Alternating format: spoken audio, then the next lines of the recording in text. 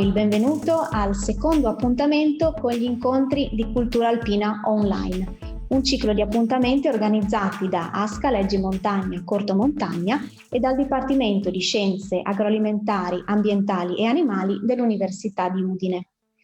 Questi incontri ospitano docenti universitari ed esperti della montagna friulana e sono dedicati a particolari tematiche relative alle risorse naturali e antropiche della catena alpina orientale.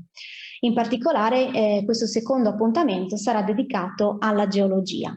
Ma prima di entrare nel vivo del discorso volevo comunicarmi fin da subito che questa diretta Facebook è in registrazione, per cui sarà anche disponibile in seguito per chi non riuscisse a collegarsi adesso in diretta.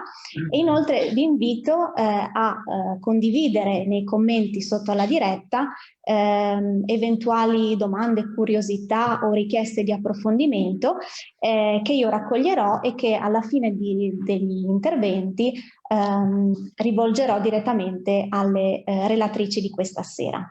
A questo punto io passerei subito la parola al presidente dell'ASCA Giovanni Anzutti per un breve saluto. Buonasera. Buonasera, eccoci nuovamente collegati per seguire il secondo dei 4 incontri su varie tematiche di cultura alpina. Il programma è stato organizzato dall'ASCA, che è l'Associazione delle sezioni del CAI di Carnia, Canal del Ferro e Valcanale, e dal Dipartimento di Scienze Agroalimentari, Ambientali e Animali dell'Università di Udine, tramite la collaborazione della professoressa Ivana Passi, docente di Politica Agraria e Sviluppo Rurale. Un sentito ringraziamento a lei e ai suoi colleghi docenti per la preziosa disponibilità. Dobbiamo ringraziare anche Daniela De Prato, referente del Geoparco delle Alpi Carniche, e Mario Di Gallo, alpinista, guida alpina e vicepresidente dell'ASCA. Questi incontri fanno parte del programma di Leggi Montagna 2020. È un evento che l'ASCA propone al pubblico da molti anni con la collaborazione della comunità di montagna della Carnia, del Consorzio BIM Tagliamento e il contributo della Regione Friuli Venezia Giulia, della Fondazione Friuli, della Camera di Commercio di Pordenone Udine, del CAI Friuli Venezia Giulia e della città di Tolmezzo, nonché con il partenariato dell'Associazione Culturale Elio Cavalier Cortolezis di Trepoli Gossullo e per questo specifico incontro del Geoparco delle Alpi Carniche. I temi trattati durante gli incontri riguardano aspetti della nostra montagna che risulteranno utili e necessari per mettere a fuoco le sue problematiche e poi per adottare i provvedimenti più appropriati al fine di una tutela dell'ambiente e dei suoi abitanti. Stasera, oltre all'intervento della professoressa Eliana Poli, avremo l'occasione di fare in forma virtuale una visita nel Geoparco delle Alpi Carniche. Per avere invece un reale contatto con la montagna, voglio ricordare che l'ASCA ha predisposto anche per il corrente anno un programma di escursioni guidate, proposte dalle varie sezioni dell'ASCA, che è consultabile sui rispettivi siti web, auspicabilmente con le limitazioni per il noto Covid. Bene, un grazie a tutto lo staff di Leggi Montagna Corto Montagna e in particolare alla direttrice Adriana Stroili. Prima di cedere nuovamente la parola a Veronica, vi mando un cordiale saluto e vi auguro un buon ascolto. Grazie Presidente. Dunque, allora, in teoria adesso dovremmo riuscire a vedere le ospiti di questa sera. Dunque, come vi anticipavo, l'appuntamento di questa sera è dedicato alla geologia e al Geoparco delle Alpi Carniche. Saranno ospiti la professoressa Maria Eliana Poli e la dottoressa Daniela De Prato, che ringraziamo molto per aver accettato l'invito. Buonasera Daniela, buonasera Eliana. Buonasera a tutti. Ecco, siamo prontissimi quindi e possiamo a questo punto presentare la nostra prima ospite che abbiamo qui in collegamento, appunto la professoressa Maria Eliana Poli, docente di geologia ambientale. Si occuperà questa sera delle relazioni esistenti fra le attività dell'uomo e l'ambiente geologico che ci circonda. Attraverso una visione sistemica verranno infatti affrontati complessi rapporti fra processi esogeni, endogeni ed antropici che sono alla base del modellamento dell'ambiente in cui viviamo. A questo punto cedo la parola alla professoressa. Grazie, buonasera. Buonasera a tutti e grazie della presentazione, Veronica. E grazie a tutti dell'invito, in particolare agli organizzatori, Giovanni Anziotti e la collega Ivana Bassi. Allora, questa sera, come diceva Veronica, parleremo di geologia. Di geologia, ma non solo di geologia e uomo, cioè dei rapporti che ci sono tra l'assetto geologico, l'evoluzione geologica della Carnia, dell'area montana della regione Friuli Venezia Giulia e l'uomo. Ed è per questo che io avrei impostato questa mia presentazione in due principali blocchi. Nel primo blocco cercheremo di vedere la bellezza, la complessità della storia geologica della Carnia, delle Giulie. Nel secondo blocco invece cercheremo di mettere a fuoco quelle che sono le problematiche geologiche che investono i processi, processi geologici, processi morfologici che investono l'uomo, il settore antropico.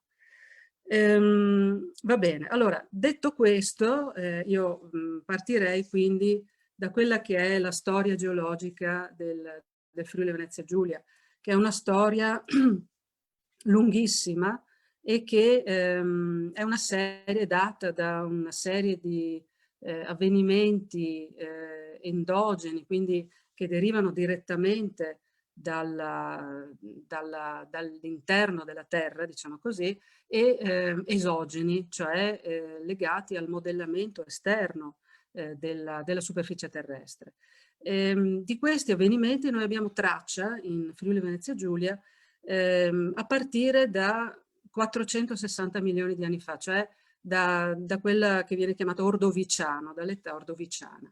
E in questa cavalcata nella storia del Friuli Venezia Giulia ci sono infatti la bellezza di due cicli orogenetici, cioè nella storia del Friuli Venezia Giulia, nella Carnia in particolare, sono registrati due eventi, due cicli orogenetici.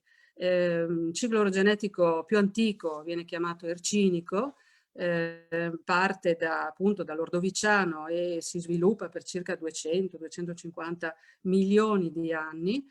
Il ciclo si conclude attorno ai 250 milioni di anni e ricomincia invece quello alpino che dal Permiano superiore arriva fino ad oggi.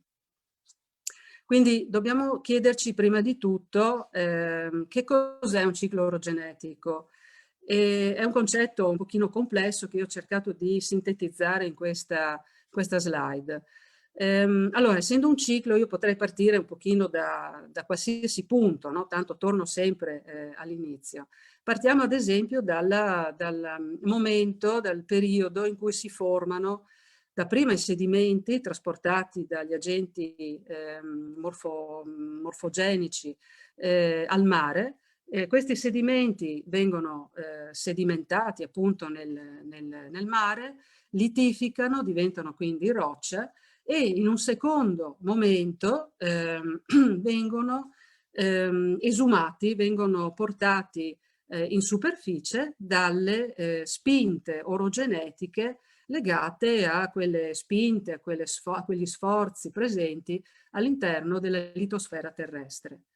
Le cause che portano alla deformazione, quindi di questi strati che si depongono piano paralleli, sono legate agli agenti quindi interni alla Terra che noi chiameremo agenti endogeni. Il terzo periodo è legato al fatto che queste spinte portano in superficie le rocce che immediatamente, appena arrivano in superficie, vengono attaccate dagli agenti esogeni. Cos'è un agente esogeno?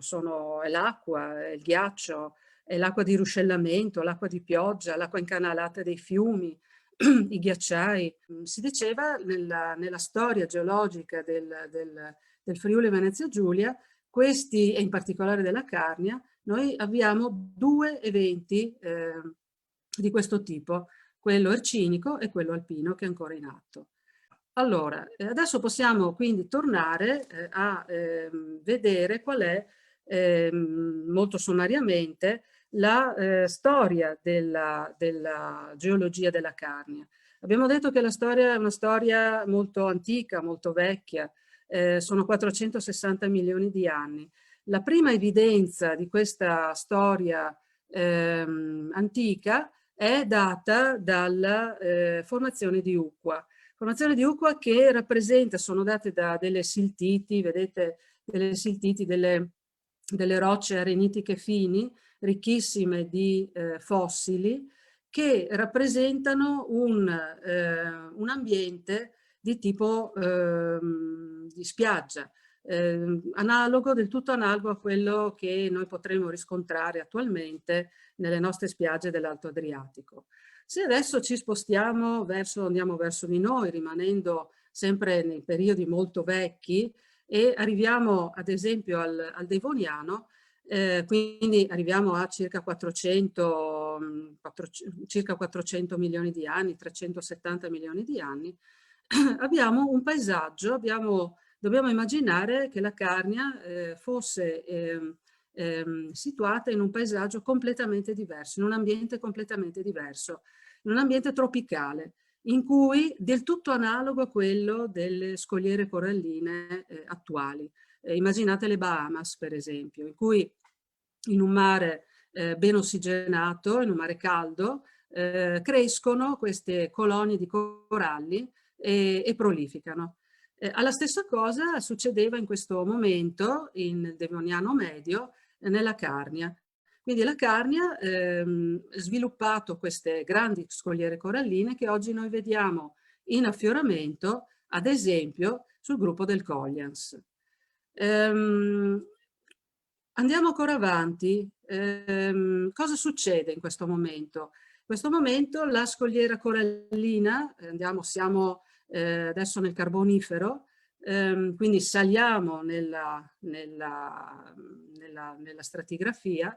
Durante il Carbonifero la scogliera corallina collassa.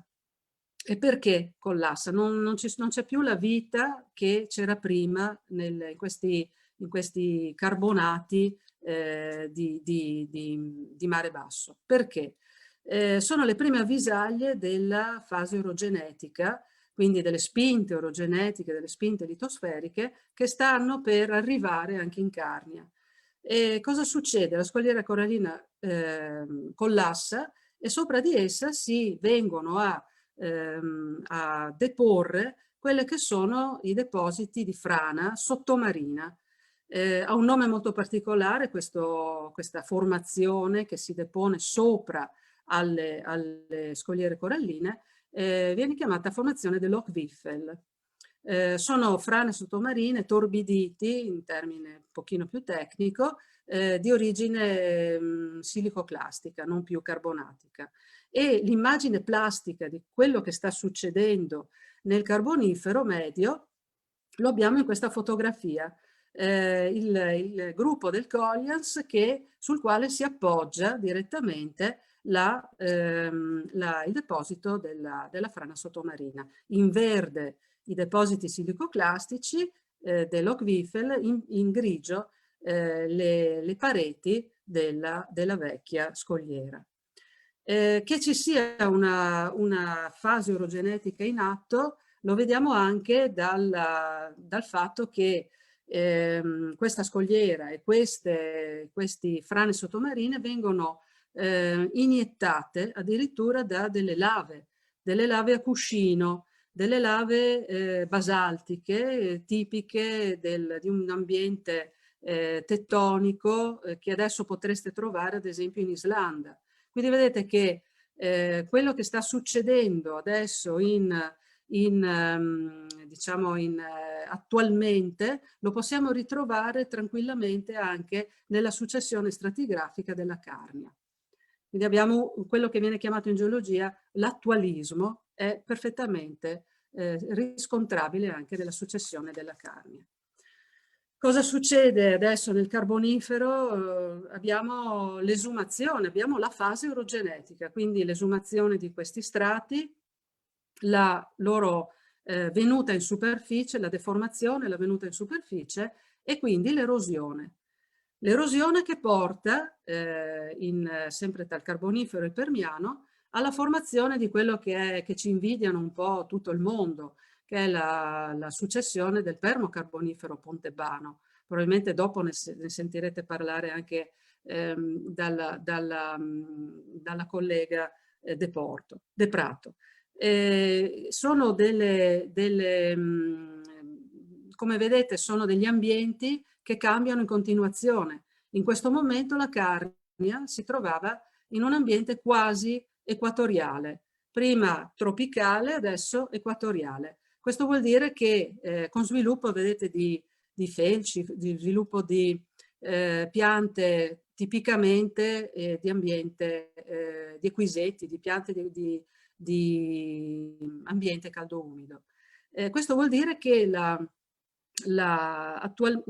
che quello che rappresentava la Carnia in quel momento si trovava in un ambiente equatoriale. E quindi viaggiava questa placca, questa microplacca carnica attraverso il globo. Bene, abbiamo visto quello che è successo durante l'orogenesi ercinica. Nel Permiano comincia quella, diciamo, chiamata alpina, quella che tuttora ancora è in attività, e le prime fasi della tettonica del ciclo orogenetico alpino, nuovamente si ritorna a quelle che sono l'ampia formazione di scogliere coralline. Questa immagine abbiamo, sempre parlando di attualismo, abbiamo quella che è un'immagine delle scogliere attuali, diciamo così, che noi vediamo esumate dal processo orogenetico sotto forma di grandi montagne, grandi gruppi montuosi, come quello del gruppo del Sernio e della Grauzaria, come quello del gruppo del Canin, come quello del gruppo del Montasio. Queste rappresentano vecchie piattaforme carbonatiche, diventate dolomitizzate o meno, che poi adesso sono state esumate, sono state portate alla luce da quella che è l'orogenesi alpina.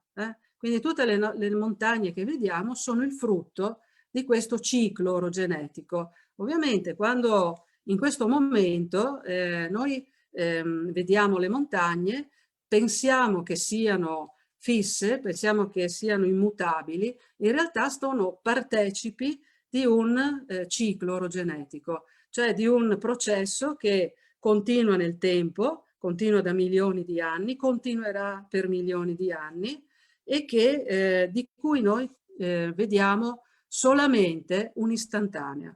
Cioè il paesaggio che noi vediamo attualmente altro non è che un'istantanea di quello che è il processo orogenetico, in questo caso alpino. E vediamo quello che siamo sostanzialmente in un momento in cui il processo orogenetico è ancora attivo, perché abbiamo i nostri terremoti, l'area è tutta sismica, ma abbiamo anche quelli che sono i processi morfogenici, cioè di modellamento della superficie. Quindi il prodotto finale in realtà è semplicemente un'istantanea di un processo che va avanti da milioni di anni e che non è ancora terminato.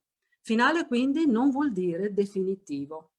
Perché? Perché abbiamo visto l'ambiente è continuamente in evoluzione e basta un niente per modificarlo.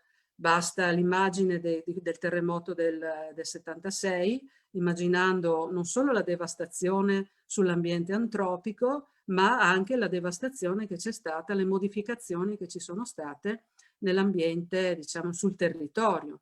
Basta un'immagine del Rio Bombaso con l'alluvione del 2003, basta un'immagine di Latisana, pensare un'alluvione della bassa pianura, novembre 66, ma attenzione, questi fenomeni si possono ripetere, anzi si ripetono anche con maggiore frequenza ultimamente, come vedremo, Latisana 30 ottobre 2018.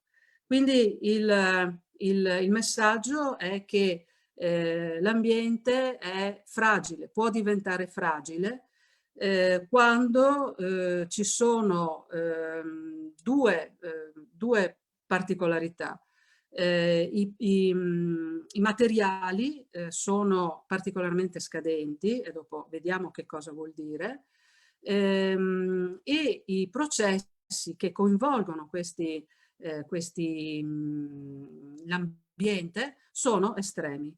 Un evento estremo vuol dire che è un evento che esce dalla media di quelli che sono i valori che fino adesso sono stati osservati, e uscendo dalla media dei valori che sono stati osservati, qui ad esempio vediamo gli effetti dell'alluvione del 2003 dal canale, gli effetti di Vaia qua nel Cadore e in Friuli e in Carnia.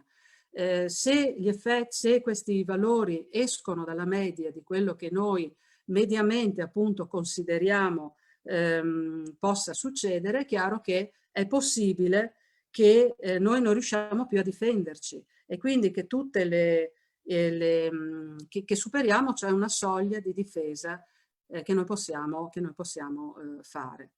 E da ciò può derivare che l'evoluzione di questi fenomeni può diventare anche catastrofica, e quindi introduciamo un altro concetto che è quello di rischio. Il rischio può diventare talora insostenibile. A questo punto dobbiamo capire un attimo che differenza c'è tra il concetto di rischio e il concetto di pericolosità. Sono due concetti molto diversi, completamente diversi, che vengono spesso e volentieri confusi in realtà. Vengono usati come sinonimi, ma non è corretto. Vi faccio un esempio molto banale. Il concetto di pericolosità esprime quello che è la probabilità di accadimento di un evento naturale, ad esempio stiamo parlando geologico, di un evento che ha determinate caratteristiche di intensità. Se questo avvenimento, parliamo ad esempio di un terremoto, se questo avvenimento avvenisse in un deserto, il rischio sarebbe nullo. Perché? Perché non va ad investire nessun bene a rischio, cioè nessuna cosa, oggetto, persona che noi dobbiamo difendere. Se lo stesso terremoto, identico, con la stessa intensità, stessa magnitudo, avvenisse in una zona antropizzata, il rischio immediatamente schizzerebbe alle stelle. Quindi il concetto è molto molto diverso. Pericolosità è solo, si parla solo del fenomeno in sé e della sua probabilità di accadimento. Il rischio invece ha in sé il concetto di perdita, di danno a che cosa? Ai beni a rischio, cioè alla fascia, al settore antropico, all'uomo sostanzialmente, all'uomo e a quello che l'uomo deve difendere. Ritorniamo a noi adesso e arriviamo alla seconda parte di questo intervento, che è dedicato ai problemi geologico-ambientali. Cioè, fino adesso noi abbiamo visto che l'ambiente montano è un ambiente spettacolare, che ha una storia lunga, milioni di anni, che ha dei panorami splendidi, una bellezza incommensurabile. Però adesso andiamo a vedere quali sono i problemi che può dare all'uomo. Problemi naturali, diciamo tra virgolette, naturali, ambientali, geologico-ambientali della regione friulana, più o meno li conosciamo tutti, cominciando dalla sismicità, dai terremoti della regione.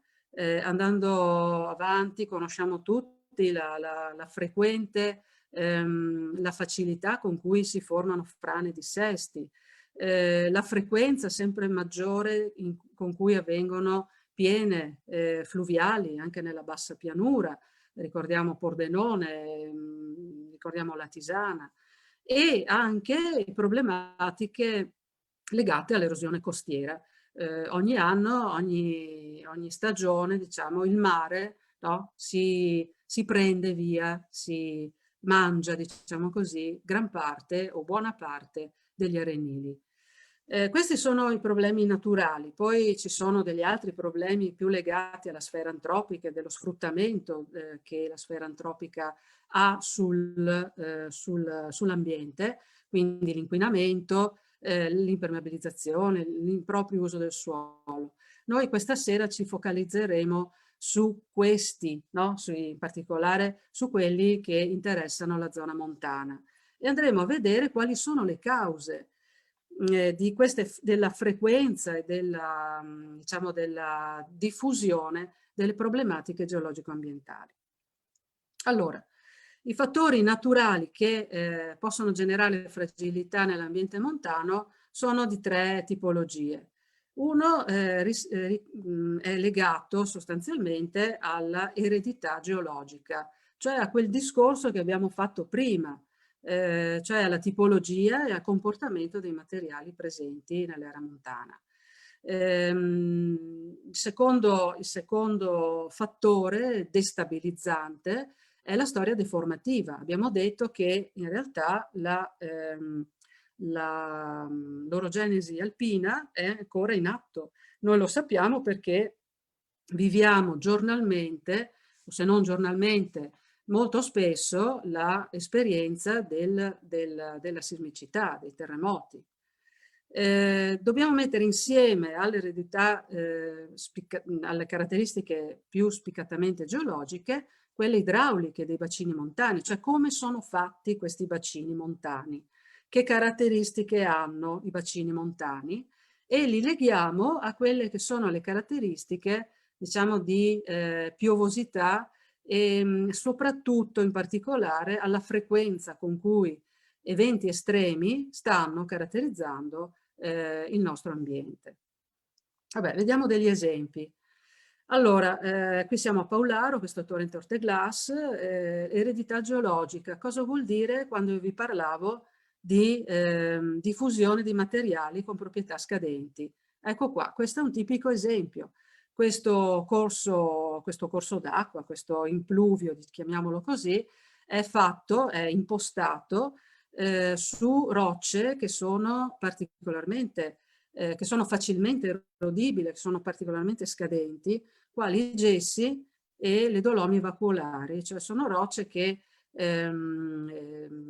facilmente vengono erose sia meccanicamente, quindi dall'acqua di pioggia per esempio, sia da un punto di vista chimico. I gessi sono solubili, quindi danno origine a una grande quantità di materiale detritico che può essere poi preso in carico dai corsi d'acqua e trasportato.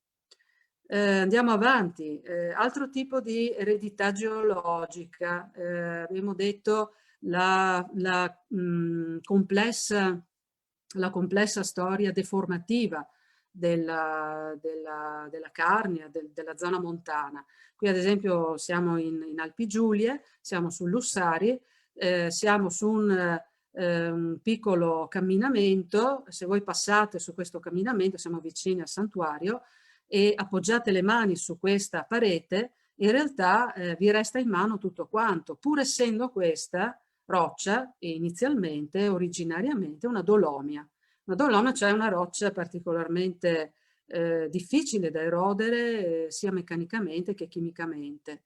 In realtà la dolomia è talmente fratturata, è talmente disgregata, che dà luogo a queste forme di erosione, che sono delle forme di erosione, di approfondimento, di erosione lineare ma anche reale, in cui buon gioco ha l'acqua di ruscellamento. e quindi la creazione nuovamente di detrito che viene portato a valle anche visto i versanti, l'acclività molto alta dei versanti. Un'altra causa, diciamo così, di diffusione di detrito da portare a valle, di erosione di queste nostre montagne, è legata alla presenza di paleofrane, di vecchie frane, di solito legate allo scioglimento, all'ultimo ritiro glaciale, quindi alla decompressione, tra virgolette, dei versanti e quindi alla loro disgregazione. Un tipico esempio è quello del Moscardo. Il torrente Moscardo e questo versante che viene solcato dal torrente Moscardo, come vedete è un versante denudato, completamente denudato, la vegetazione non riesce ad attecchire perché è formato semplicemente da detrito molto mobile. È un detrito che è causato da due fattori. Uno, il Moscardo era una vecchia paleofrana, quindi si è già mosso come frana in sé. Due, il torrente Moscardo è impostato su una struttura tettonica. Quindi ci sono due motivi per cui il materiale roccioso iniziale è disgregato, è fratturato, intensamente fratturato. Se voi vi affacciate quassù, no? In questo punto del torrente Moscardo, trovate che cosa? Vedete che cosa come materiale pronto per essere portato dai fattori morfologici, quindi l'acqua e la gravità, verso valle. Questa specie di materiale tutto alterato, disgregato, non è un materiale roccioso, è un materiale sciolto, completamente instabile. Quindi la prima pioggia, la prima grande pioggia intensa, magari se volete, oppure il materiale viene imbibito anche semplicemente dall'acqua, dallo scioglimento delle nevi, questo materiale scivola verso l'impluvio e verso il torrente But, sotto forma di solito di colata di detrito. Un altro esempio di grande paleofrana è quella del Masereit. Siamo in Valaupa qui. Quello che vedete è il monte Masereit, quella che vedete in basso, in verde, tutta vegetata, è la paleofrana del monte Masereit, anche questa probabilmente legata al ritiro dei ghiacciai, quindi al movimento del versante che un tempo veniva tenuto su dal glacialismo. Il movimento della frana è legato geologicamente al fatto che sotto la superficie di movimento della frana si muove su quelli che abbiamo visto anche prima, cioè sui gessi, che sono dei materiali, oltre ad essere scadenti dal punto di vista dell'erosione, sono anche dei materiali, tra virgolette, lubrificanti. E quindi la superficie di questa grande frana si muove su questi gessi. Vedete, gessi sia che affiorano, sia in affioramento che alla base, diciamo così, di queste grandi frane. Questa è l'immagine della frana della Valaupa, del fronte, no, della frana della Valaupa, proprio dove c'è il torrente Aupa. Questa quindi è la pericolosità, no? Facciamo un esempio. Questa quindi è la pericolosità, è la frana che si muove.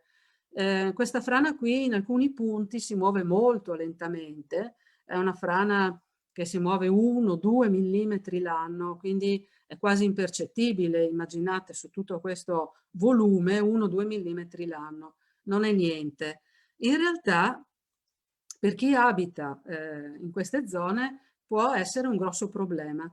Qui siamo a Chiaranda, che è un paese che sta proprio alla base di questa frana, e gli abitanti di Chiaranda hanno avuto dei grossi problemi negli anni scorsi. Guardate questo solaio tutto inarcato, a causa della frana che si muove, spinge sulle strutture abitative. Vedete questi fissurimetri che misurano in tempo reale l'apertura delle fratture. Qui vedete invece una frattura che mi dice che la casa si sta aprendo sostanzialmente.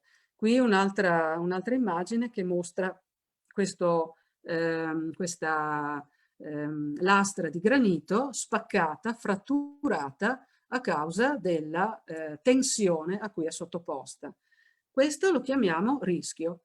La pericolosità è la frana che si muove. Se la frana si muovesse in posti completamente disabitati, noi saremo a posto. Si muove invece e prende dentro anche abitazioni, questo diventa perdita, questo diventa danno, diventa rischio. Ancora più evidente, un altro esempio di paleofrana, Rio degli Uccelli, siamo a Pontebba, grande, gigantesca frana, sono decine di metri cubi, decine di milioni di metri cubi di materiale disgregato, alterato, di materiale detritico, pronto ad essere trasportato verso valle, verso il Fella. Ed è quello che è un po' successo durante l'alluvione del 2003. Questo è l'effetto della colata di detrito che è arrivata dal Rio degli Uccelli, si è incanalata lungo il Rio degli Uccelli ed è arrivata fino al Fella direttamente, prendendo via, portandosi via metà della strada che vedete. Questo è sicuramente, anche in questo caso, noi possiamo parlare di pericolosità quando vediamo la frana incipiente, ma parliamo ovviamente di rischio, di perdita, di danno, quando vediamo questa situazione di danno pesante all'infrastruttura. Per mitigare questa situazione, in questo caso, ad esempio, è stata costruita questa gigantesca briglia di trattenuta che ha un enorme bacino a monte e consente di intrappolare il materiale che viene continuamente portato a valle dal torrente degli Uccelli, e però senza che arrivi alla statale. Quindi praticamente questa briglia qui è stata costruita dopo l'alluvione del 2003, mi pare nel 2007 era stata finita, ma è già colma, quindi c'è un problema anche di manutenzione di queste opere.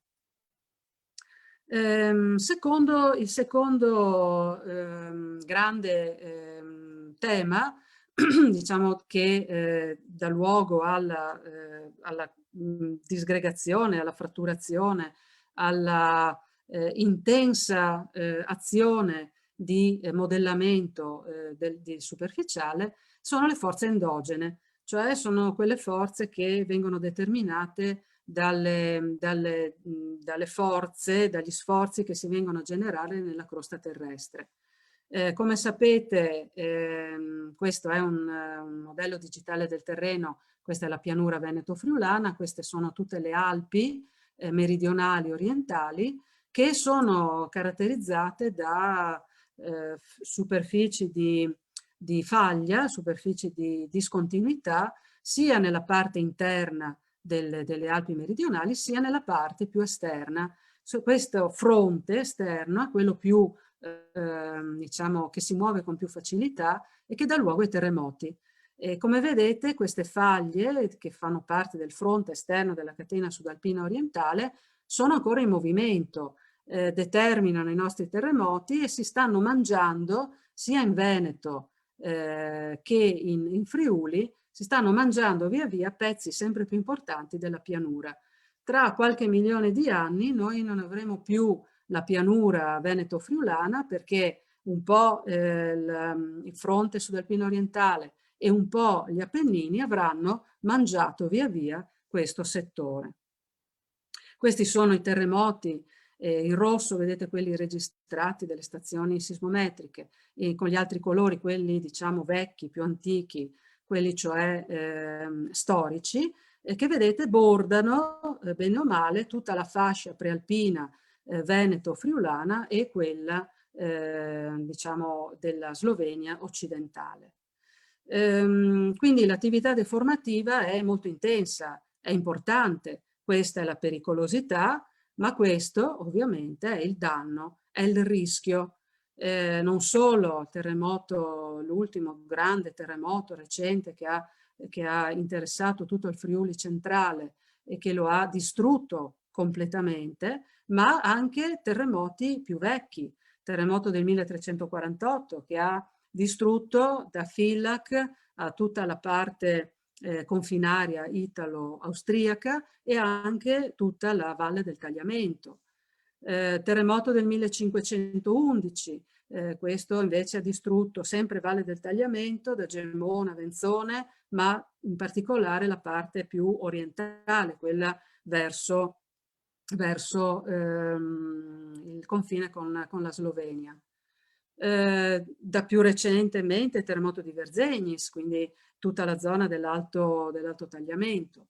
Ecco, quindi tutte questi fattori, questo fattore, diciamo così, legato alla sismicità, dà luogo a danno, a perdita, a rischio, ma non solo per gli uomini, per la sfera antropica, ma anche a perdita, a modificazione, diciamo così, per l'ambiente. Questa è una mappa delle frane da terremoto del Friuli legate al terremoto del 76. E come vedete, da Amaro, da Resiutta fino a Gemona, a Magnaglia, è un'area estesissima in cui si sono formate frane. Venzone, Braulins, notate la dimensione di questi massi rispetto a quelle che sono le case di Braulins. Poi abbiamo Portisvecchia, già sia Braulins che Portisvecchia purtroppo già rase al suolo dalla forza del terremoto del 76, sono state ulteriormente danneggiate da queste frane importanti che si sono staccate a seguito dello scuotimento sismico. E qui abbiamo Gemona, abbiamo il Deneal, abbiamo il Chiampon con questa grande frana. Quindi vuol dire che il terremoto compartecipa della modificazione e della formazione, del modellamento di quello che noi vediamo, di tutto il panorama che noi vediamo, dei paesaggi che noi vediamo. Questa è un'immagine che a me piace moltissimo far vedere ai miei studenti. Questo è il versante sinistro del tagliamento presso Portis, prima del terremoto, e questo è lo stesso versante dopo il terremoto. Qui c'è Portis distrutta dal terremoto, ma dal punto di vista ambientale vedete che si sono innescate tantissime frane che hanno modificato pesantemente la forma di questo versante. Quindi anche il terremoto compartecipa, cioè i movimenti sismici compartecipano del modellamento della superficie terrestre. Terza caratteristica importante sono, abbiamo detto, le caratteristiche idrologiche dei bacini montani. I bacini montani di solito sono piccolini, le superfici sono molto limitate, hanno dei tempi di corrivazione, cioè dei tempi di passaggio della gocciolina che parte dalla zona più remota fino alla sezione di chiusura molto veloci, e quasi tutta l'acqua che può arrivare in questo piccolo bacino arriva alla sezione di chiusura. Se noi ci mettiamo queste caratteristiche, inoltre ci mettiamo anche che i nostri bacini montani sono dei torrenti, ovviamente, sono i corsi d'acqua che scorrono, sono a carattere spiccatamente torrentizio, cioè la differenza fra la portata minima e la portata massima può raggiungere dei valori, ad esempio, molto alti, superiori anche al 100, ai 200, 800, ad esempio nel Natisone. Questo significa che abbiamo il nostro detrito, abbiamo l'acqua che non si infiltra ma rimane praticamente in superficie, e quindi è chiaro che è facile che ci siano delle portate solide, molto abbondanti, lungo questi corsi d'acqua.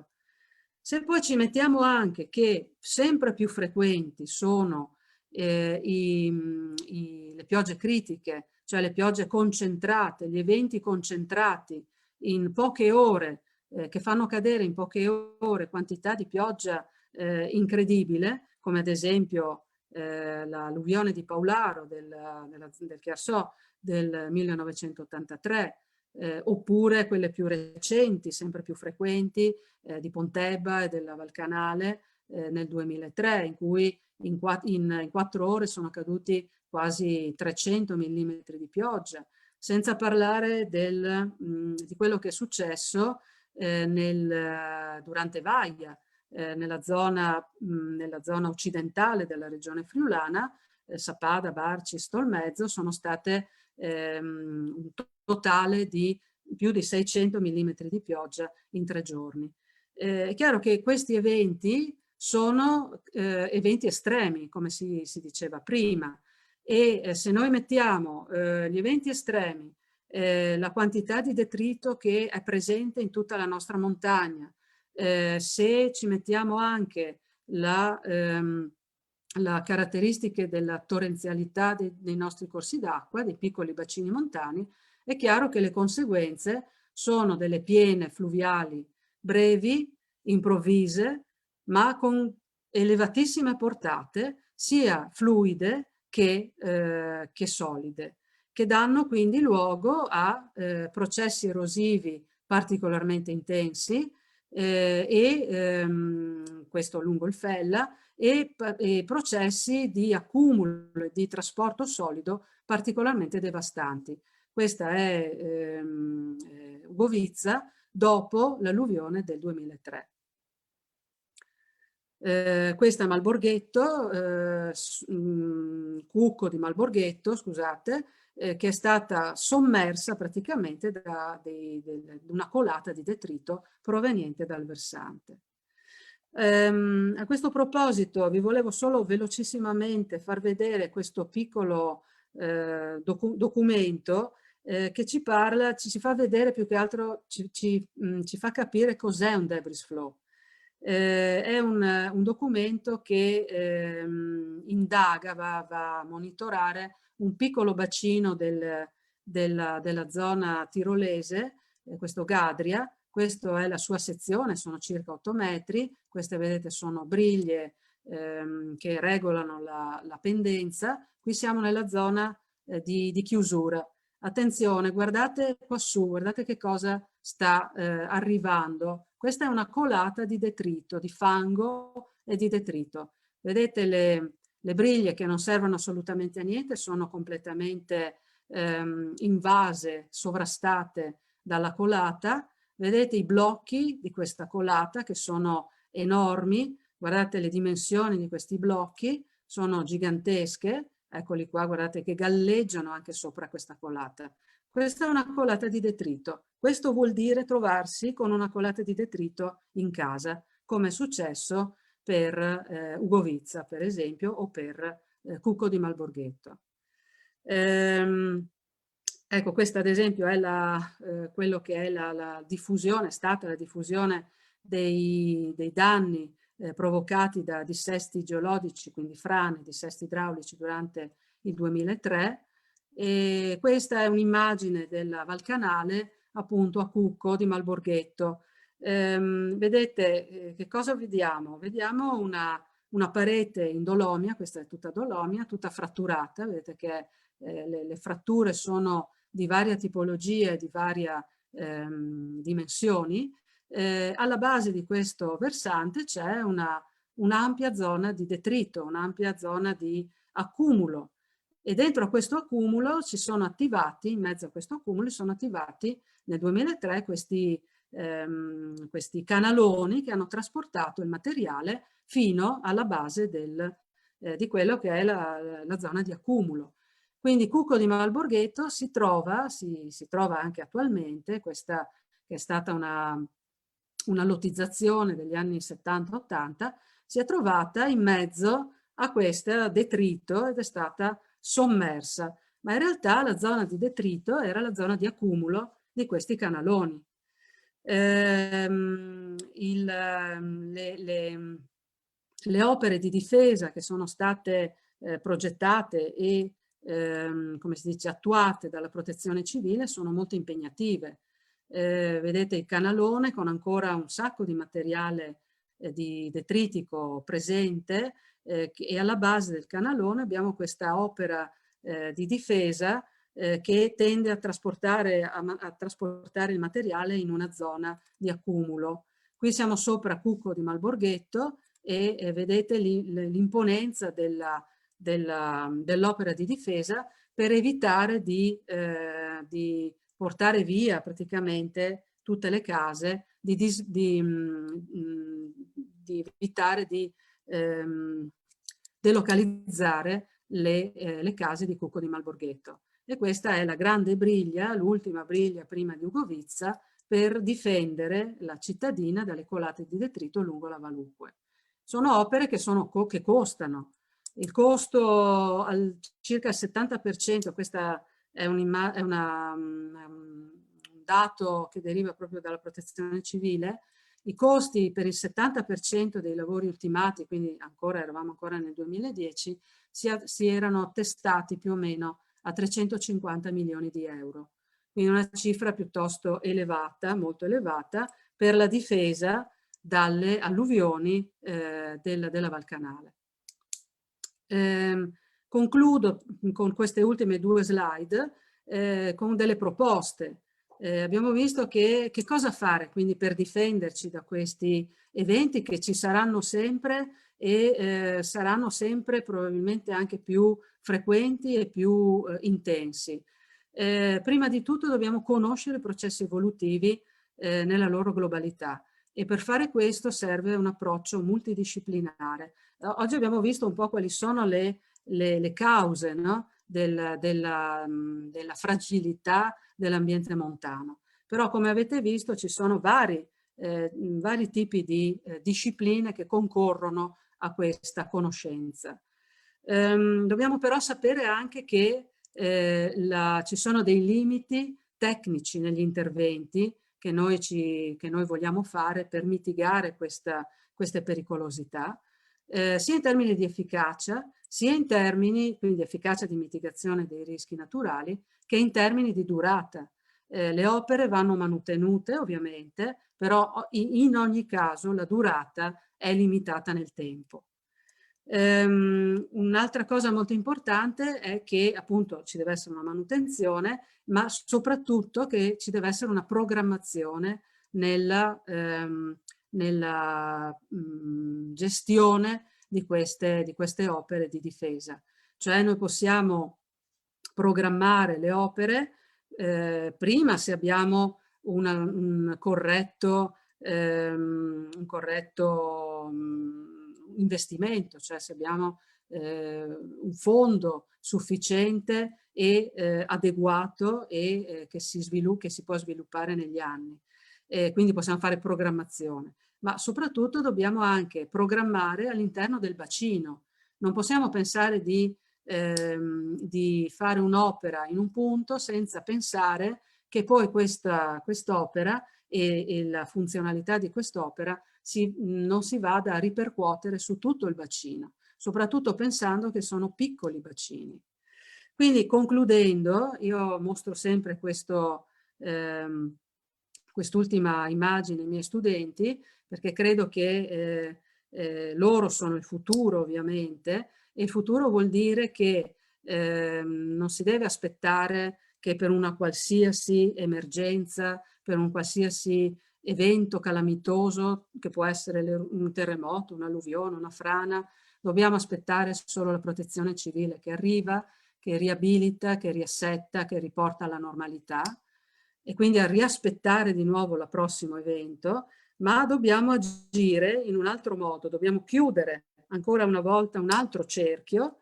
Abbiamo cominciato con un cerchio, finiamo con un altro cerchio, che è quello della prevenzione, che è quello della conoscenza. Si fa prevenzione solo con la conoscenza, e facendo prevenzione correttamente con la conoscenza noi possiamo avere un'opera di mitigazione, possiamo progettare, programmare delle opere di mitigazione, possiamo pianificare correttamente il territorio e possiamo soprattutto preparare la cittadinanza a conoscere che cosa sta succedendo sotto i suoi piedi. Quindi questo è il concetto finale che mi piace ogni volta, con cui mi piace ogni volta chiudere anche le lezioni dei miei studenti, di modo che sia la gestione delle emergenze si completi in modo corretto e abbia una finalità di prevenzione prima di tutto. Ed ecco, io vi ringrazio, ho finito la mia chiacchierata, chiedo scusa dell'inizio che è stato un po' complicato e passo la parola quindi a Veronica. Grazie. Eccoci qua, grazie professoressa Poli per questo interessante intervento. E a questo punto io ovviamente vi ricordo chi ci sta seguendo che può comunque porre le sue domande nei commenti sotto questa diretta che poi rivolgeremo in seguito alle relatrici. E passerei a questo punto la parola appunto alla seconda relatrice di questa serata, la dottoressa Daniela De Prato, che saluto, buonasera. Ciao Daniela. Daniela De Prato lavora presso la comunità di montagna della Carnia, per la quale insieme alla collega Cristiana Agostinis e sotto la supervisione scientifica del direttore del Museo Friulano di Storia Naturale Giuseppe Muscio, si occupa dell'organizzazione e della promozione delle iniziative del Geoparco delle Alpi Carniche. Inoltre si occupa anche della progettazione in ambito europeo e nazionale per consolidare e ampliare le attività di questa istituzione. Questa sera Daniela ci parlerà del valore educativo dell'attività di divulgazione scientifica in ambito geologico portata avanti dal Geoparco, illustrandocene le iniziative principali. Dunque a questo punto passo la parola a Daniela. Prego, buonasera. Grazie Veronica, buonasera a tutti, grazie innanzitutto ad ASCA e all'Università per questo invito, ringrazio a nome del Geoparco, per cui io intervengo questa sera in rappresentanza chiaramente portando il mio punto di vista, cioè quello del mio ruolo all'interno del Geoparco, che è tra le altre cose anche quello un po' della comunicatrice. Io infatti non sono geologa, sono la prova vivente che ci si può appassionare di geologia e interessare alla geologia anche se non si ha una preparazione solida, universitaria, accademica in questo ambito. Poi si invidiano sempre i geologi, ascoltando anche la conferenza, la lezione della professoressa, sarebbe bello riuscire proprio ad afferrare tutto quanto. Uno dei miei compiti all'interno del Geoparco è proprio quello di mediare tra gli esperti e il pubblico, quindi di avvicinare anche un pubblico più generico, vari tipi di pubblico, alle iniziative, alla conoscenza della geologia. E quindi il mio contributo di questa sera vuole essere proprio una riflessione anche sul valore che ha la divulgazione come prodotto della ricerca e della conoscenza scientifica. E questo è uno degli obiettivi poi principali anche del Geoparco, quindi insieme magari rifletteremo un attimo su alcune cose e sarà anche per me l'occasione per appunto mostrarvi, raccontarvi alcune delle cose che facciamo e che proponiamo. Perché lo facciamo? Noi viviamo in un'epoca in cui reperire le informazioni è estremamente facile. Però non è altrettanto facile distinguere tra informazioni corrette, autorevoli e informazioni fasulle, fake news le chiamiamo. E in questo contesto, nel suo piccolo, il Geoparco sente la responsabilità di fare una buona comunicazione che sia scientificamente autorevole e corretta, però che sia anche semplice. Attenzione, semplice non significa semplicistica, che abbia degli elementi di curiosità e perché no, anche di divertimento. Quindi adesso proveremo proprio a vederli, mi aiuterò con qualche immagine, vediamo se ci riesco. E prima di iniziare però non posso dare per scontato che tutti sappiano cos'è un geoparco, quindi molto brevemente vorrei giusto definire questo termine. I geoparchi in sostanza sono delle aree più o meno vaste, più o meno estese, che possiedono un particolare patrimonio geologico che si è scelto di tutelare e valorizzare. In Italia ce n'è svariati, la gran parte ricade in aree parco, quindi viene gestita dai parchi. La legge italiana non li ha ancora definiti in maniera esplicita, la nostra regione ha fatto un passo avanti perché ha legiferato nel 2016 all'interno di una legge sul patrimonio geologico, ha anche definito i geoparchi.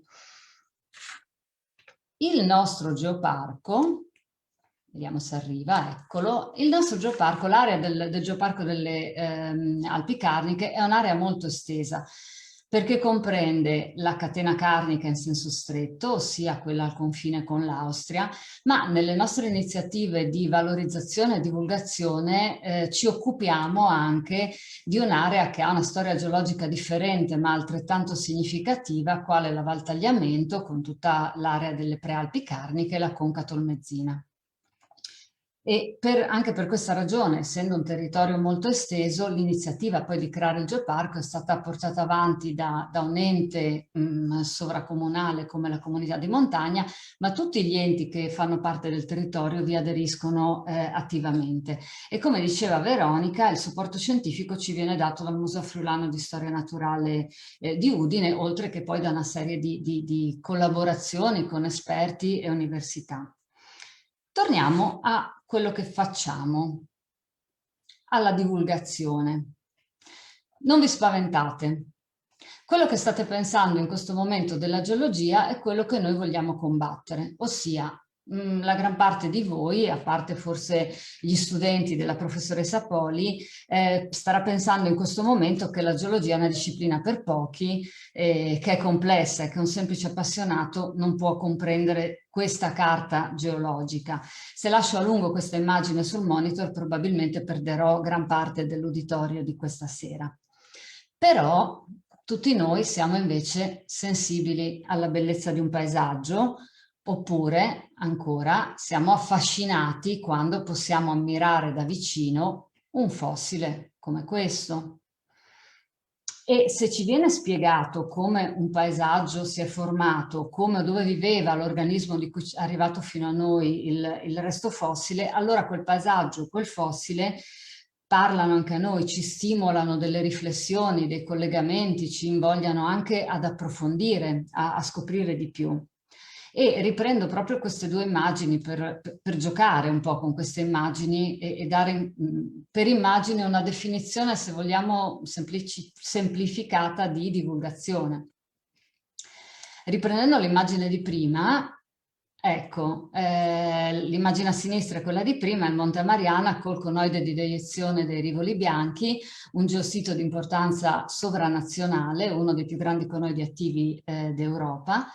E ecco, se io penso, io mi trovo, sono a Tolmezzo questa sera a poca distanza da questo sito e se mi viene raccontato che circa 24.000 anni fa, ai tempi della glaciazione burniana, sopra la mia testa c'era una lingua glaciale spessa, potente 1 chilometro, dalla quale spuntava solamente la cima del Monte Mariana, e già questa suggestione è molto potente, ma se viene magari accompagnata con un raffronto che può sembrare ardito, ma che è quello di un'immagine di oggi, quella di destra ovviamente, una fotografia scattata in Antartide, è un nunatak antartico, quindi proprio una sommità che spunta dai ghiacci. Ecco che la suggestione, l'interesse sono molto attivi e probabilmente anche la tendenza a trattenere poi dei concetti che mi verranno dati o delle conoscenze sarà superiore, perché sono particolarmente interessata, incuriosita e anche emozionata, se vogliamo. Allo stesso modo, se del fossile che abbiamo visto prima, anziché darmi magari solamente il nome scientifico, Austriadactylus, mi viene detto che si tratta del più antico rettile volante trovato al mondo, è stato trovato a Preone, mi viene mostrato in una scena di vita quotidiana, mi viene mostrato nel suo ambiente, che è un ambiente marino, un po' diverso dal paesaggio di Perone di oggi, ecco che scattano anche in me molte domande e quindi l'interesse e la voglia di approfondire. E tutto questo in qualche modo, due esempi un pochino sciocchi che sono valsi un po' da scusa per raccontarvi qualcosa che è contenuto all'interno del Geoparco, ma per farvi capire proprio qual è l'obiettivo delle iniziative divulgative del Geoparco, che è proprio quello di avvicinare, incuriosire, appassionare, anche divertendo. Come lo facciamo dunque? Cominciamo un po' a calarci proprio a osservare qualche iniziativa di quelle che proponiamo. Innanzitutto dalla primavera all'autunno, quindi nel periodo in cui non c'è neve sostanzialmente, abbiamo un calendario di escursioni con guida geologica, quindi a tema geologico. Sono escursioni di vario grado di impegno e difficoltà, un po' per tutti insomma, per imparare proprio a leggere la storia geologica del territorio sul campo, quindi confrontandoci con una guida che sul campo ci insegna, ci mostra, ci dà delle informazioni di tipo geologico. Magari non a tutti piace andare in escursione in gruppo, c'è chi preferisce, scusate, ecco, c'è chi preferisce andare in autonomia. Allora è possibile, noi proponiamo anche sul nostro sito geoparcoalpicarniche.org, è possibile scegliere e scaricare i nostri geotrail. I geotrail sono degli itinerari geologici da effettuare in autonomia. Possiamo usare i filtri che vedete a sinistra per scegliere il livello di difficoltà, la lunghezza o la zona che intendiamo, su cui intendiamo fare la nostra escursione. E poi scegliamo l'escursione che ci interessa, possiamo scaricare la carta, la mappa dell'escursione con l'itinerario, possiamo scaricare il file GPX per il navigatore e possiamo scaricare anche i contenuti geologici, così che facendo il nostro itinerario, quando arriviamo ad uno di quelli che noi chiamiamo geostop, quindi a un punto di interesse geologico, abbiamo la nostra breve descrizione e spiegazione di quello che stiamo osservando. Non tutti però vogliono, possono andare in escursione. Allora organizziamo anche una serie di iniziative rivolte a tutti, serate appunto, ad esempio, come questa. Questo vi ho portato l'esempio di uno degli eventi anche di maggiore successo e anche di maggiori dimensioni che proponiamo d'estate. Si chiama Geologia sotto le stelle perché unisce la geologia con l'astronomia. E ogni anno ha un sottotitolo diverso che è un po' il fil rouge che unisce tutte le proposte della giornata e della serata. Qui vedete la locandina dell'edizione del 2018 che ha avuto luogo ad Illeggio, che è una piccola frazione di Tolmezzo, è stato coinvolto praticamente l'intero paese e i partecipanti con una apposita mappa passeggiavano lungo il paese e andavano a fare le varie esperienze che erano proposte. Ci sono momenti anche più diciamo di performance, ci sono esperimenti, ci sono quelli che noi chiamiamo gli speed date con gli esperti, che sono un'occasione abbastanza anche rara di confronto diretto e di interazione con degli esperti, perché si può proprio parlare con degli esperti che ci mostrano dei reperti, possiamo mostrare dei nostri reperti, fare delle domande direttamente, quindi soddisfare davvero tutte le curiosità. Ci sono proposte per i più piccoli e proposte anche un po' più magari impegnative per i più esperti. Quindi questa è una delle iniziative anche di maggior successo che facciamo. E poi tra le altre iniziative ovviamente rivolgiamo qualche proposta anche ai più piccoli. Ad esempio nell'immagine di sinistra vedete un'edizione di Bimbi Speleo. Bimbi Speleo è una giornata dedicata ai bambini che partecipano con le loro famiglie e in cui vengono accompagnati ad esplorare. Può essere l'esplorazione di facili cavità, nulla di pericoloso, ma in generale è una giornata in cui si invitano appunto i bambini ad esplorare sul campo, facendo anche delle brevi escursioni. In questo caso nell'immagine vedete che i bambini vengono accompagnati a visitare il primo tratto della grotta di Attila al passo di Cason di Lanza. Abbiamo poi serate per gli adulti, qui nell'immagine vedete la serata con Luca Mercalli che sta dialogando col nostro direttore Giuseppe Muscio, che è intervenuto qui a Tolmezzo, e poi il giorno successivo anche tenuto una matinée per gli istituti superiori di Tolmezzo parlando dei mutamenti climatici. Poi ci rivolgiamo anche molto alle scuole. Abbiamo una serie di proposte per le scuole che vanno dalle escursioni didattiche con guida, piacciono soprattutto agli istituti superiori, ma partecipano anche classi dei livelli più bassi, e poi abbiamo le attività didattiche nei centri visite e musei che fanno parte del Geoparco. In questa cartina vedete c'è il simboletto che è il logo del Geoparco, in alcuni punti Ampezzo, Preone, Arta Terme, Laghetti di Timau, Amalborghetto, dove ci sono appunto musei o centri visite a tema geologico e paleontologico, dove noi facciamo attività didattica. Questo ci permette anche di fare queste attività, ad esempio anche d'inverno, quando non si può andare in escursione. E tra l'altro anche in periodo di didattica a distanza stiamo comunque facendo delle proposte a distanza attraverso dei video e dei collegamenti in diretta con le scuole che sono collegate appunto dalla scuola con la nostra guida che è il museo. Produciamo anche la divulgazione in senso stretto e chiaramente anche la produzione di pubblicazioni per adulti, pubblicazioni scientifiche, fotografiche come Dentro le Alpi Carniche, le guide del Geoparco, e produciamo anche pubblicazioni per bambini e per ragazzi. In alto a sinistra vedete il volume L'ultima nata che avremmo dovuto presentare l'anno scorso, poi chiaramente vista la situazione la presentazione è saltata, speriamo di recuperarla presto. A tutta geologia, le autrici e l'illustratrice sono tutte carniche, hanno fatto un lavoro strepitoso. Margherita Solari, Chiaranzolini e Laura Candotti hanno fatto un bellissimo lavoro che non è solo un libro da leggere, ma è un libro da prendere e portare in escursione per i ragazzi per esplorare accompagnati dai personaggi del volume. Speriamo di poterlo presentare al più presto. C'è poi un settore della divulgazione un pochino più complesso, magari non proprio per tutti, ma anche questa è divulgazione della conoscenza scientifica. E si tratta del nostro WebGIS. Sempre partendo dal sito geoparcoalpicarniche.org è possibile accedere al WebGIS del Geoparco, dove sostanzialmente si possono costruire delle mappe personalizzate, scegliendo attraverso la tendina di sinistra, vedete che ci sono delle spunte che possono essere levate o messe, quindi si può scegliere quali sono le emergenze geologiche, le informazioni, gli strati di dati che possono essere visualizzati sulla carta.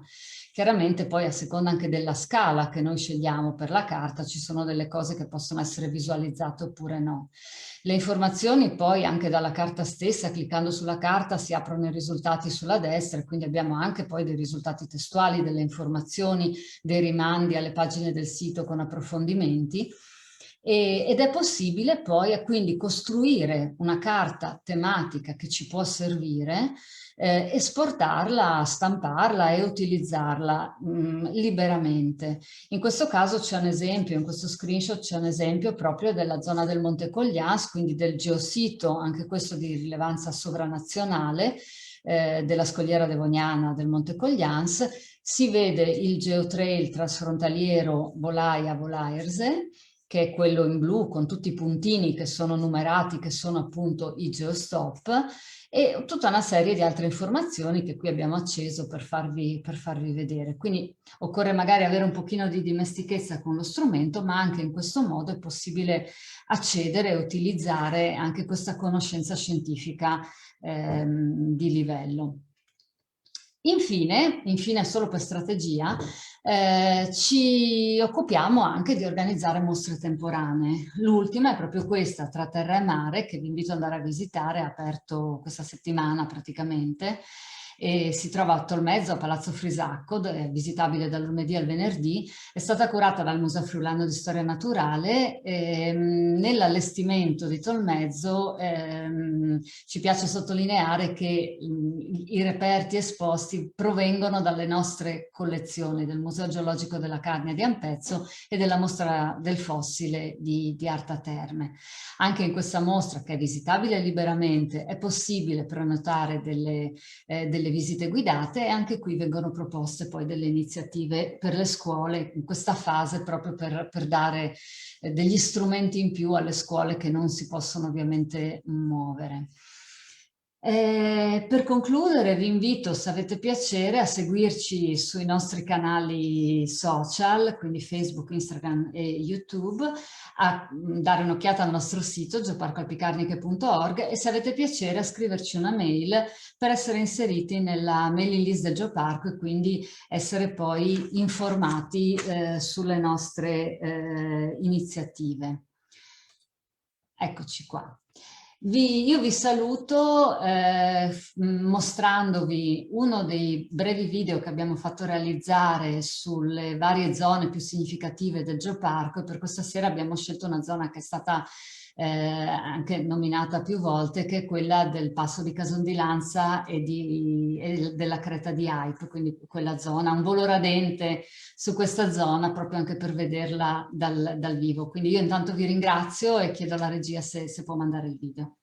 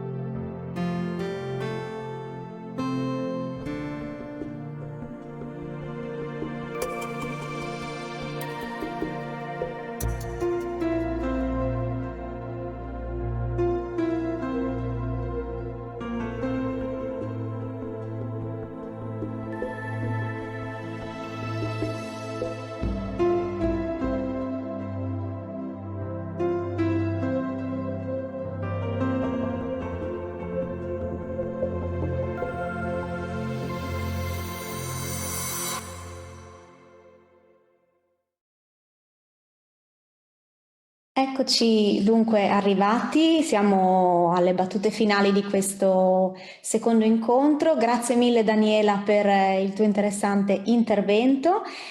A questo punto io ho raccolto alcune domande che vorrei sottoporre. Allora, la prima domanda è per la professoressa Poli.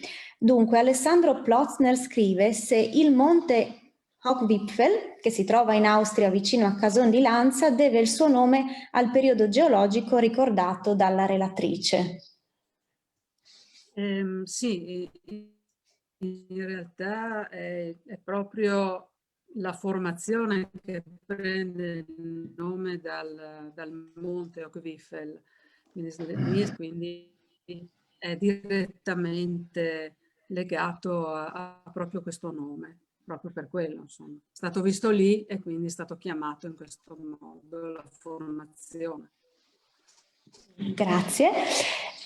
E ora ho una seconda domanda da parte di Cristina Gervasi che ci scrive: oggi che si hanno i dati e si conoscono le zone a rischio, perché si continua a costruire non solo edifici ma anche strade, ponti, eccetera? Oddio, sempre immagino per me questa domanda. Sì, penso sì, sempre per la professoressa Poli, sì, sì. Allora, sì, le zone si conoscono, però allora qui probabilmente bisognerebbe fare un discorso un pochino più ampio. Si conoscono le zone a più alta, più bassa pericolosità sismica, parliamo di zone sismiche, oppure le zone alluvionabili, quindi zone a rischio in questo senso.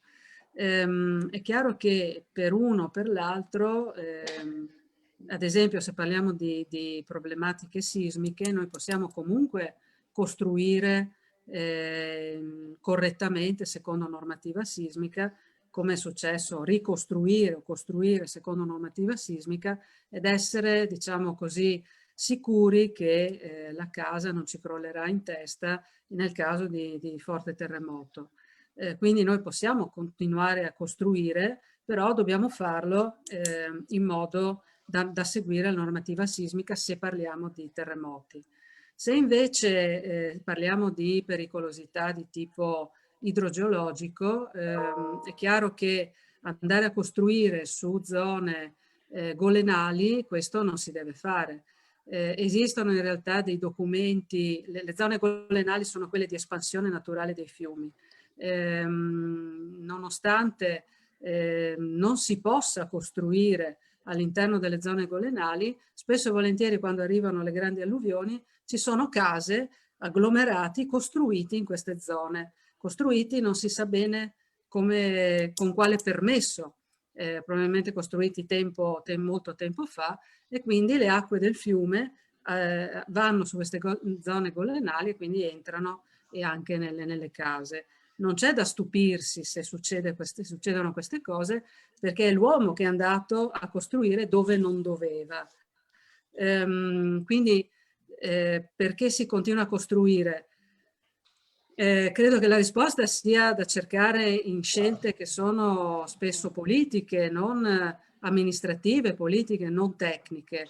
Tecnicamente noi possiamo dare la risposta, nelle zone golenali non si deve andare a costruire, nelle zone anche sismiche si può costruire a patto che si costruisca secondo le normative sismiche. In zone molto più sismiche della nostra, quali gli Stati Uniti occidentali, oppure il Giappone, oppure la Nuova Zelanda, non è che vivono nei prati e non possono costruire le case. Possono costruirle, ci sono terremoti molto più forti dei nostri, ma non succede, anche con terremoti molto più forti, i danni sono molto limitati, perché le costruzioni sono fatte bene. Per il resto, ripeto, ci sono delle normative, ma non vengono o non sono state spesso rispettate. Ecco, questa è un po' credo la risposta. Certamente. E ho qua poi una terza domanda, si parla di rischio, quindi presumo sia sempre per lei, professoressa. Dunque, Sandro Antonucci chiede, l'aumento del rischio è causato anche dalla mancanza della manutenzione per negligenza oppure è solo un fatto di fondi mancanti? Complimenti alla professoressa Poli, un saluto da Sandro dalla Val Badia. Dalla Val Badia addirittura? Ok, vabbè. Allora, l'aumento del rischio. Allora, il rischio, abbiamo detto, è semplicemente un fattore moltiplicativo della pericolosità. Quando noi andiamo a impattare su cose su degli oggetti, delle cose che dobbiamo difendere, cioè dei valori a rischio. Quindi l'aumento del rischio del danno può essere legato anche ad una mancanza di manutenzione. Faccio un esempio. Magari c'è una diga, no? Per esempio, una diga che non viene manutenuta, nel tempo le dighe, anche queste opere che comunque devono durare decine di anni, ma insomma nel tempo possono cedere in qualche elemento, quindi se non viene manutenuta la diga crolla, io sono responsabile dell'aumento del rischio perché a valle magari ho abitati o infrastrutture, eccetera, eccetera, se è questa la domanda. Chiaro che la manutenzione delle opere fa parte della possibilità di diminuire pericolosità e rischio, chiaramente, sì. Cioè le opere non vanno solo costruite, vanno anche mantenute, perché sennò perdono efficienza e la perdita dell'efficienza può aumentare il rischio, sicuramente. Perfetto, grazie mille. Allora, controllo, per ora non ci sono ulteriori domande. Laura Magris ci scrive grazie per le belle iniziative, Mauro Gortan grazie per gli interessanti argomenti trattati. Per cui a questo punto direi che siamo giunti al termine di questo incontro. Voglio ringraziare dunque, oltre al Presidente Giovanni Anziutti, che risaluto, anche ovviamente la professoressa Maria Eliana Poli per aver condiviso con noi la sua presentazione e anche la dottoressa Daniela De Prato. Un saluto a tutti quanti e a questo punto, ringraziando anche chi ci ha seguito online questa sera, vi comunico nuovamente che la diretta resterà disponibile sulla pagina Facebook di Leggi Montagna Corto Montagna e verrà caricata nella sezione Montagna Viva di Play Uniud, il canale YouTube dell'Università di Udine. A questo punto io vi do appuntamento al prossimo appuntamento che sarà martedì prossimo, il 2 marzo, sempre alle 20:30 e parleremo di zootecnia alpina. È prevista inoltre la proiezione di Giovani agricoltori di montagna, documentario di Ivo Pecile e Marco Virgilio.